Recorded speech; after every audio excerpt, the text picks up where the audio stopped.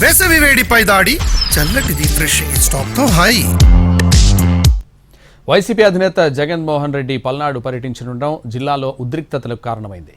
ఆత్మహత్య చేసుకున్న వైసీపీ కార్యకర్త కుటుంబాన్ని పరామర్శించేందుకు జగన్ వెళ్తున్నారు. గత అనుభవాలను దృష్టిలో పెట్టుకుని జగన్ పర్యటనపై ఆంక్షలు పెట్టారు పోలీసులు. పోలీసుల ఆంక్షల మధ్య జగన్ పర్యటన స్కెడ్యూల్ విడుదల చేసింది వైసీపీ. పల్నాడు జిల్లా సత్తెనపల్లి మండలం రెంటపాళ్లలో వైసీపీ అధినేత జగన్ పర్యటన పొలిటికల్ హీటుకు కారణమవుతోంది.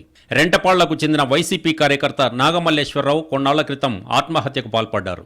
పోలీసుల వేధింపుల వల్లే నాగమల్లేశ్వరరావు ఆత్మహత్య చేసుకున్నారని వైసీపీ నేతలు ఆరోపిస్తున్నారు.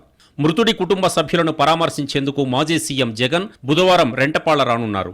జగన్ పర్యటనపై పోలీసులు అభ్యంతరం తెలిపారు. తెనాలి, పొదిలి పర్యటనల్లో జరిగిన ఘటనలను దృష్టిలో పెట్టుకుని ఆంక్షలు విధించారు.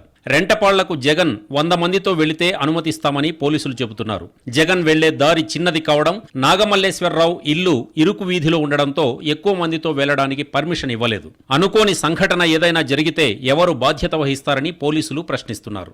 సెక్యూరిటీ కాన్వాయ్ ప్లస్ అడిషనల్గా 3 వెహికల్స్ 100 మెంబర్స్ని ఆ ప్రోగ్రామ్ చేసుకోవడానికి అలౌ చేయడం జరుగుతుంది. దానికి అంతకు మించి వేరే గ్యాదరింగ్స్ కానీ ఏమైనా చేసినా కూడా ఎటువంటి పర్మిషన్స్ వాళ్ళకి ఇవ్వడం జరగలేదు. జగన్ పర్యటనపై టీడీపీ నేతలు మండిపడుతున్నారు.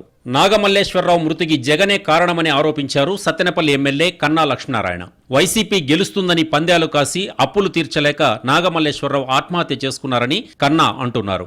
జగన్ వల్ల చనిపోయిన కుటుంబాన్ని పరామర్శించడానికి జగనే వస్తున్నారంటూ ఎద్దేవా చేశారు. జగన్ శాంతి భద్రతల సమస్య సృష్టిస్తున్నారని ఆరోపించారు. మరో ఎమ్మెల్యే ధూళిపాళ్ల నరేంద్ర పరామర్శల పేరుతో దండయాత్ర చేస్తున్నారని మండిపడ్డారు.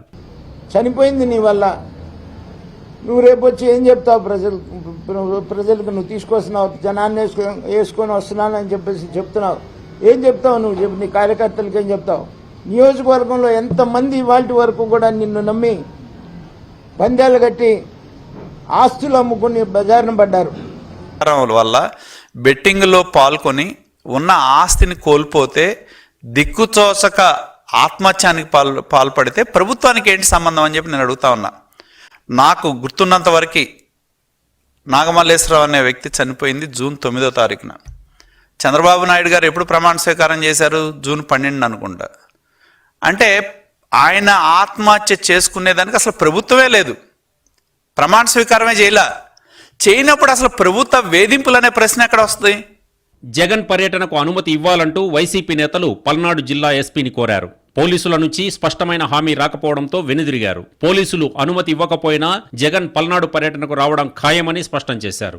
జగన్ టూర్ షెడ్యూల్ కూడా రిలీజ్ చేశారు.